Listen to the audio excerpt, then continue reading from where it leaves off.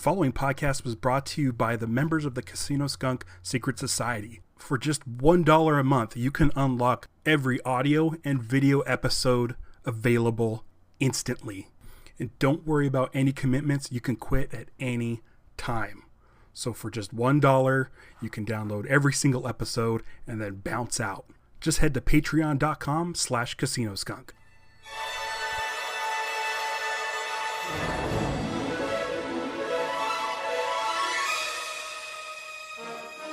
Welcome to the Casinoskunk Secret Society. It's Ralph, and today is a little bit of a weird one. So I jumped on Twitter and decided to put a call out to anyone who wanted to join me on a podcast. I felt like podcasting.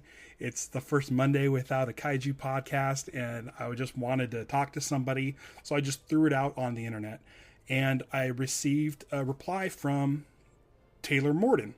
And now I've been friends with Taylor Morden for a really long time, but never really went to his page. I didn't really know how I knew him, but I had a feeling it was from like the Dharmalars day. I click on his name. I noticed his banner for his Facebook page said The Last Blockbuster, which I'm really familiar with The Last Blockbuster film because it just came to iTunes and it's about VHS. And you know I collect my VHS. And it turns out Taylor directed that movie. So I did not know that. And Taylor didn't know that I did. It came from the VCR, that I was VHS dude. So it's a very, very fun conversation. I hope you enjoy it. This one's going out free to everybody. So if there's anybody who's interested in listening to this conversation, send it to your friends. They won't have to pay the $1 for Patreon. This is going out to everybody. So I might do these possibly once a month, just an impromptu podcast with somebody random, and see what they have to say. So this was a lot of fun talking to Taylor. Here's that conversation. I hope you enjoy.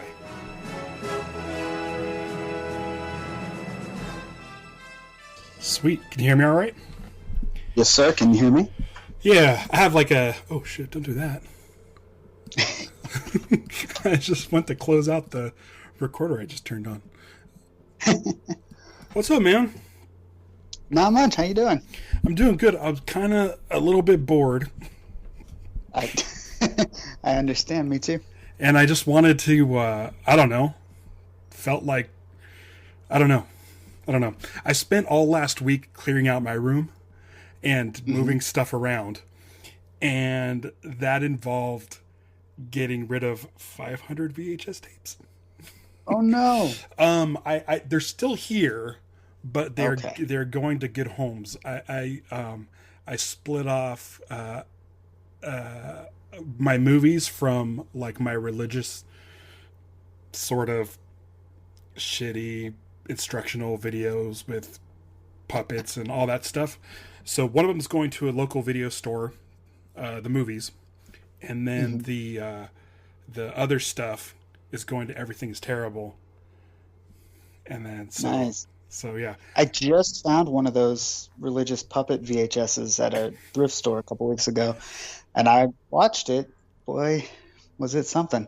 They're crazy, huh? Yeah, like it's a whole genre of VHS. Yeah. I had no idea. Yeah. I missed that time. But okay, so I have a question. Yeah. How did you find me? Is it through VHS stuff or is it something else? No, I think you were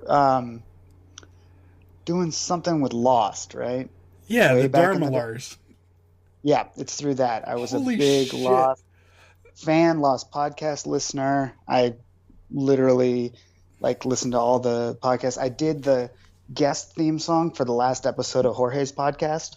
Okay. And that's kind of the one he did with his girlfriend, where they Beth. Yeah. They did like the script reading thing. Yeah, the Geronimo Jacksbeard.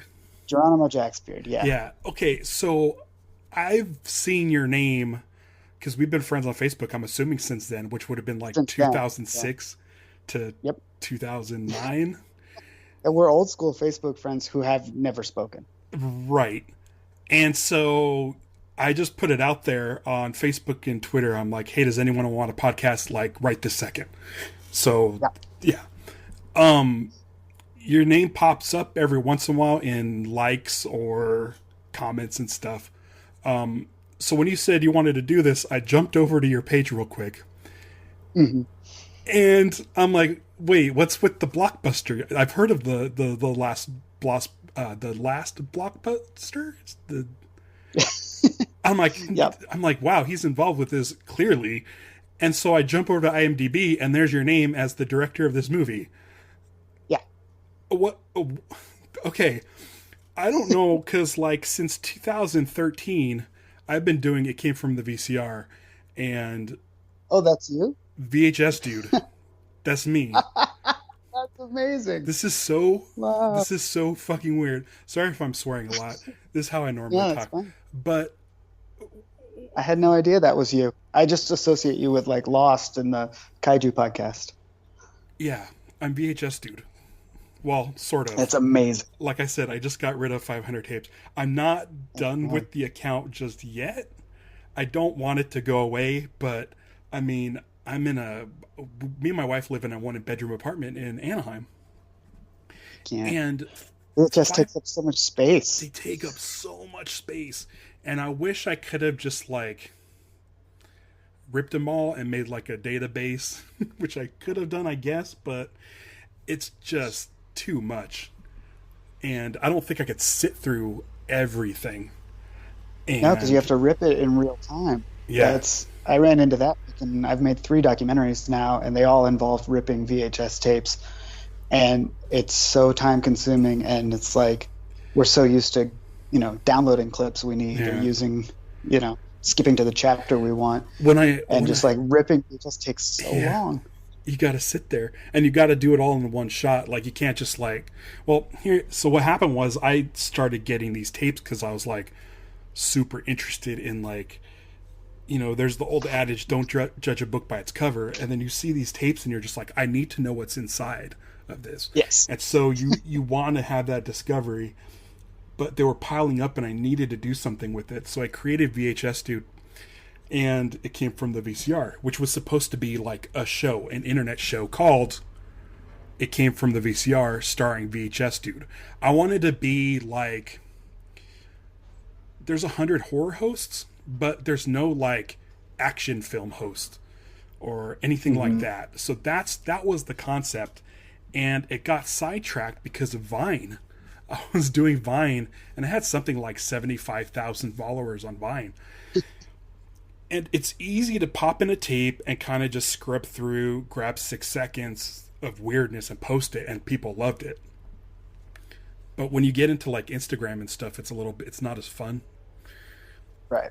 So, I just kind of have been sitting on these tapes, and I'm just like, I gotta get rid of them. I feel bad because I have like a good amount of followers, but it sucks. But at the same time, like my room is so nice and open now. I can stretch my legs. So I feel bad for any of the followers, but how weird is it that I've been doing this for 6 years. How long did it take you to do the movie? And we've never knew that we were crossing paths. Cause like, I think your movie came out like within the last month on iTunes, I believe. Yeah. 3 weeks ago. Yeah. And I immediately watched the trailer. I'm like, okay, I'm going to put that in my wish list and grab it when I get a chance. No idea. Sweet. No idea. Yeah. It's been about 4 years that I've been working on that. Wow. And it was, alongside some other projects, but it's for the last 2 years, pretty much, it's been my main focus. I've been living and breathing Blockbuster Video. Are you sick of it? I should be, but I'm not. Yeah. I think it's been such a long journey, and now that it's finally out and I just get to like go on podcasts and talk about video rental, and it's like you're a different case because you've been living in the VHS world, like you said, for 6 years. So you probably are sick of it, and like we can just talk about how jaded we are. dealing with physical media and how the world is better off with everything digital, and the exact opposite of what my movie posits. But most people I talk to are like so nostalgic for like a DVD menu or a VHS tape that it's still fun to talk to people about it. Right. There was a point when I had like something like 600 DVDs, and I don't like clutter, and Yeah, VHS is like the worst at that. my wife made me put all the DVDs in binders way back in the day, so they don't take up that much space. You know, if you have them in those like 4 to a page CD binders. Right. It makes it annoying to go pick out a movie. It's like not fun anymore because you can't look at the covers and flip through the spines. Yeah. I just tossed one of those binders away. It was empty because I had ended up just like I don't like shelves everywhere. And I'm like, I'm not going to watch all these. So what I ended up doing is I just ripped almost all 600 DVDs. They're sitting on my hard drive. I went to FYE. I sold them all for way cheaper than they're probably worth. Accidentally sold my Toxic Avenger box set signed to me by Lloyd Kaufman. So I hope someone appreciates that. But I got an Apple TV, and now I'm like 400 movies deep on that. So I don't know. I was watching Lord of the Rings, the extended cuts. Every once in a while on New Year's Day, I'll ring in the new year and watch all 3 extended cuts. And I would get like anxiety when it was time to change the disc. Like I still remember when you get up and change the disc. I was like, okay, I don't have to. Oh, right. I don't have to do that anymore. And it was kind of nice. And I love. It's funny because I love 4K TVs and I love how good and clean stuff looks.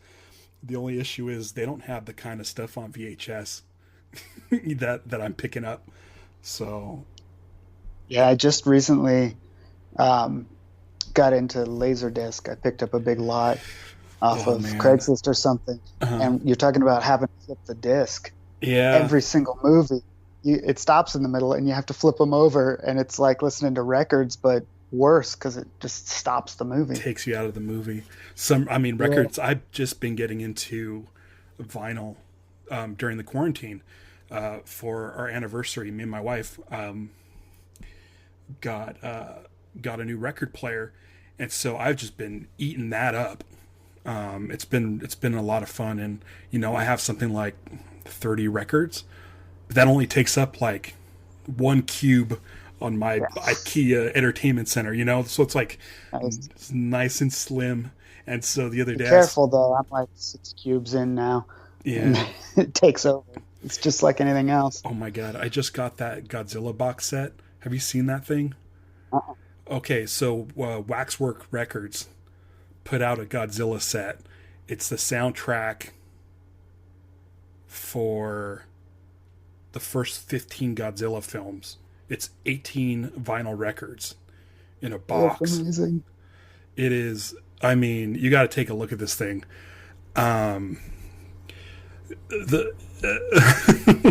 It's under. I got it under the cover of a birthday gift. So I told my wife, I said, "This is what I want," and it's very, very pricey. I was expecting it to be like $600, but it was like $450, which still sounds like a lot. But it's 18. A lot for records. 18 records. Yeah. So, and they didn't charge tax or shipping. That's pretty good. Yeah. So now that's like my physical media, and luckily it takes up so much less space than the VHS. Are you collecting? Do you collect, or are you just? I do and I don't. VHS. What started this whole mess? Well, I'm a collector. Like since I'm a kid, we, grew up pretty poor and didn't have a lot of stuff, but I'd collect trading cards and whatever. And then when I got older, I would start collecting stuff that I couldn't have when I was a kid, but like getting it at Goodwill. So you'd get the cheap VHS tapes or DVDs or action figures, vinyl records, stuff like that. And that's kind of always been just like a hobby. And I still love it to this day. And I'm bouncing in between all the time. Like now I'm collecting records because I got rid of all my CDs 20 years ago or 15 years ago. Yeah. And because I thought MP3s were the thing, ripped all the CDs, sold them, and never looked back. And now I'm rebuying all of those albums on vinyl because that's what you do now. Right. I still have a huge bin of CDs that I need to go through.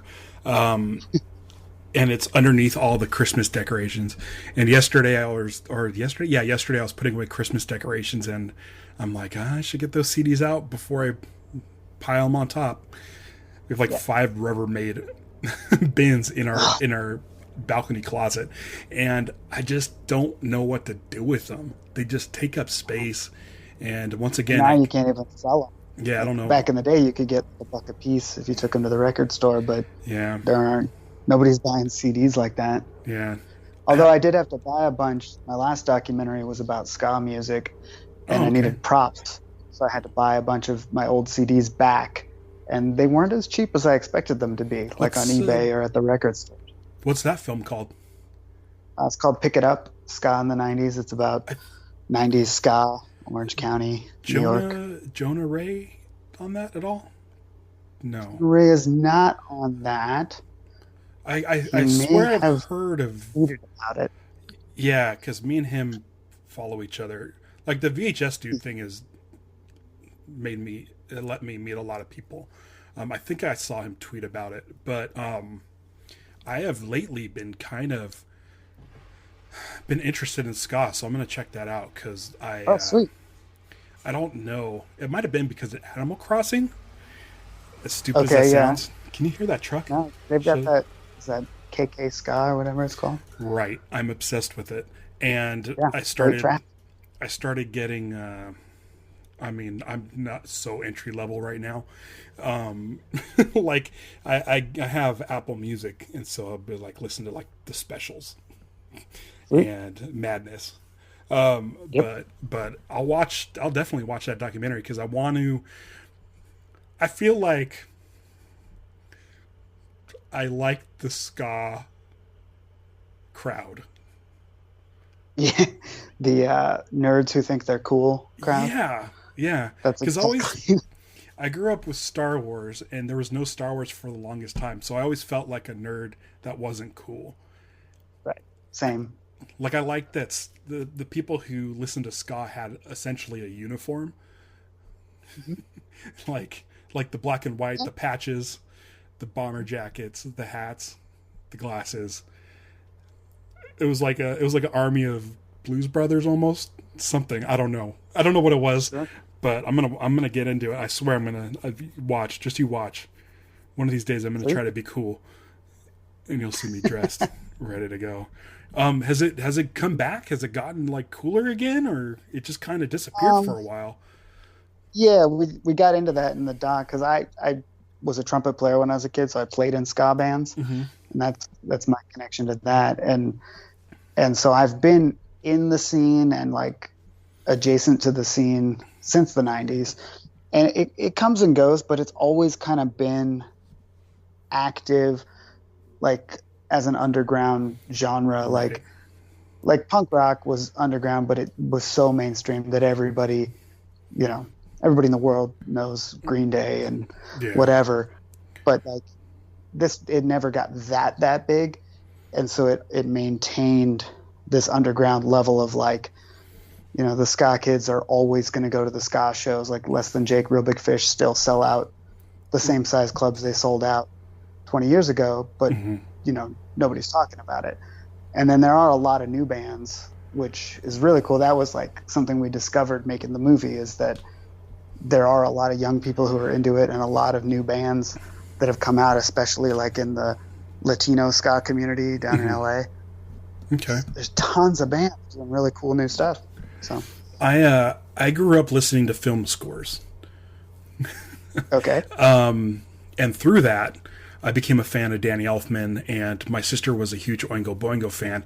And Oingo Boingo kind of started out as a ska band and then kind of morphed into rock and other stuff. And I've always just loved the sound of brass, and I think that's why I gravitate towards ska. I just know nothing about it. I like the Well, you sound. should watch the doc. You'll learn a lot. I'm But we had gonna. one of the guys from Oingo Boingo in the doc. Oh, who'd you have? Um, the bass player. I'm John spacing on Avila. his. John Avila. Yeah, yeah, because he also produced a bunch of ska records in the '90s. Oh yeah. But we got to talk to him about Oingo Boingo and how they were pretty ska influenced, at least. They Yeah, had some definitely great ska. definitely in the start, in the beginning. Yeah, Like that was like Danny Elfman's whole goal was to create a ska band. But I feel like it he just kind of did it. morphed into his own thing. Yeah, he put too much of his own spin on it, and it became, you know, Something it different. is its own genre. Oingo Boingo is its own thing, and there's Yeah. nothing else like it. Yeah. Which some people hate and some people love. I'm in the camp that loves it. Yeah, me too. It's this. How did you wait? I don't think I asked you how this doc came about. Are you in? It's in Oregon, correct? Yeah, I grew up kind of splitting my time between San Francisco and Oregon, Okay. and then lived in Washington, D.C. for a long time, 10 years ago. Moved back to Oregon 5 years ago, and I moved to this small town called Bend. And, that's where Blockbuster is. I was driving around, I saw a sign, and curiosity got the better of me. I had to stop in and see what was up.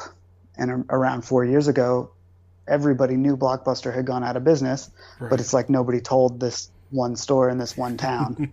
And they Right. just kept right on going. And I considered myself to be a filmmaker, so the first thing I did when I walked in was ask if I could start bringing cameras around. And they were cool with it, and I've been filming at Blockbuster ever since. Wow. I still go there all the time for our Instagram and TikTok accounts. That's awesome. That's awesome. And you got a lot of good interviews from what I saw in the in the trailer. I mean, when I watched the trailer, Taylor it doesn't was even have Lloyd Kaufman. you have Lloyd in the movie. Lloyd's in the movie. Oh yeah. That's awesome. Because I watched the trailer when it was new and noteworthy on iTunes. It couldn't have been that long ago. No, we've only been up there for about a month. Yeah, and so I didn't think at the time, oh, maybe I should pay attention to this trailer more or watch the film, because I had no idea I'd be speaking with the director. So this is all so weird. Is there? I mean, I love the fact that there's VHS stores still. And I'm curious to know, well, does the Blockbuster mainly deal with DVDs right now? Or is there still VHS in there? So they just recently got VHS back, and it's only because people like yourself who are offloading their collections are sending them as donations. Okay. So they get probably a couple hundred VHS tapes a month in the mail. And they can't really rent them. They don't have the infrastructure to, do that with all these tapes. So now they have racks of VHS for sale, and they go through and they put like the Blockbuster previously viewed sticker on them for the nostalgia purposes, and they just sell them. And that's where I get a lot of my VHS these days. But mostly it's DVD and a little bit of Blu-ray. Okay. And that's because of the supply and demand. The manager who's like the main character in our movie, I talked to her. We were just on a podcast last week talking about it, because I only watch Blu-ray or better, and she only watches Blu-ray or better. But she has to keep buying all these movies on DVD because that's what the customer base has. That's funny. I think the main thing I love about Blu-rays, and more so with DVD, was I feel like DVD really embraced the extras. I got my DVD player in 1997.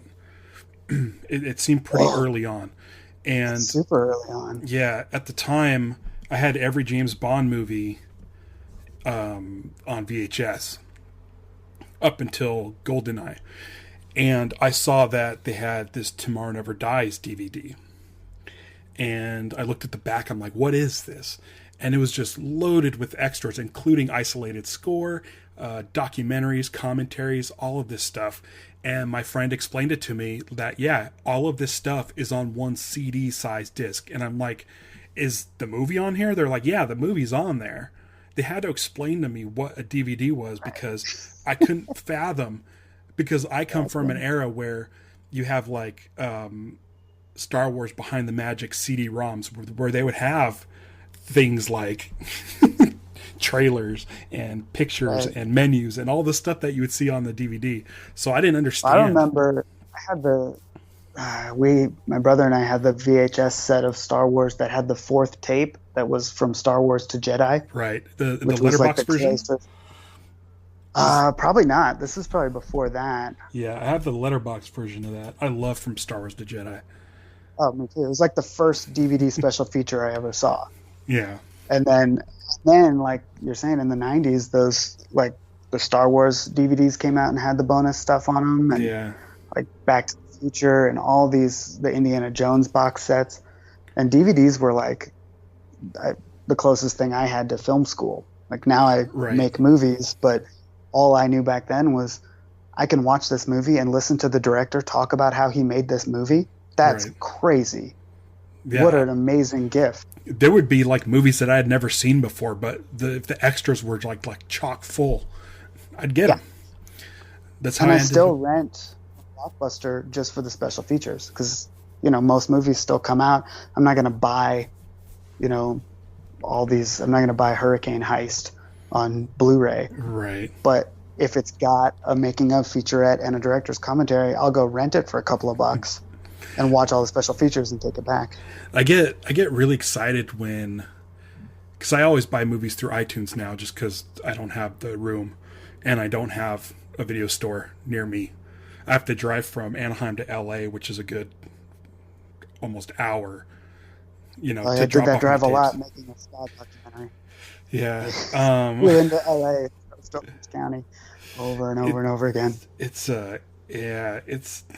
kind of crappy, but when I see iTunes has like a director's commentary, I get so excited. And then those same James Bond movies that I got on DVD, they have the 4K upgrades, which is awesome, because I only spent like $79 for like all 25 movies or 24 movies. But then they had like new extras for the new release. But then they also have a whole section where they have the DVD extras, and they're still in like standard definition, and it just makes me feel so good. Commentaries. I think The Last Jedi on iTunes has a Rian Johnson commentary, and then it's the only one with the isolated score, which was always a huge seller for me. I want to say there was a DVD for The Man Who Knew Too Little, the Bill Murray movie, and it said isolated score in the back, and it didn't have one. And what a letdown. How crazy is that? I tried looking everywhere. I even popped it in the computer to see if there was any sort of alternate audio track buried in there that didn't get a menu, a menu option. But there is something about the DVD era that I just love. Yeah, it's like people appreciated the movies more. There's so much more effort went into putting together a good DVD, like with menu design and with, somebody wrote the music for the menu, or they used, they did an animation, a thing that's just for the menu for you to pick out which special features you want to watch. And it's like all that stuff is gone now. Right. Even the new movies that come out on Blu-ray, it's like a picture and then the menu pops up over it. Yeah. Easter eggs. I loved Me too. hunting for Easter eggs. We may or may not have one on the last Blockbuster DVD. Oh, really? We definitely do have a hidden special feature that you have to dig for. That's so great. Because of my love for DVD Easter eggs. Especially like the pre-internet or like early internet era where there wasn't, now if it's hidden, if anybody cares, it's like all over Reddit or Twitter. Just push left when you get to this menu item or whatever. But back in the day, you had to like stumble upon it. Right. And I would do that for when I was scrolling through a menu, would hit left and right every single time. Yep. And then they just see that And it would almost never- little yellow dot or something pop up Yep. on the right, and you're like, all right, here we go. Yep. It's so crazy that they did that. Like, why not just put love it it. out there? Like, someone figured out that they could code it. Like, that's how much Yeah. level of detail these guys were creating these menus. I just had to figure out how to do that in 2020 Yeah. to make our blue DVD menus. Like I had to learn, how do you make a hidden button and do okay, cool. It's like a whole thing That's awesome. on outdated software that's no longer supported because no one's authoring DVDs anymore. Right. I have an old Mac that has like DVD creator on it. I don't have that anymore on my new computer. Man, that's great. You know what? I'm glad I put the call out. I didn't expect this at all. I didn't know what to expect. What is this podcast? So here's Is this the gonna go thing. anywhere? So We'll just talk?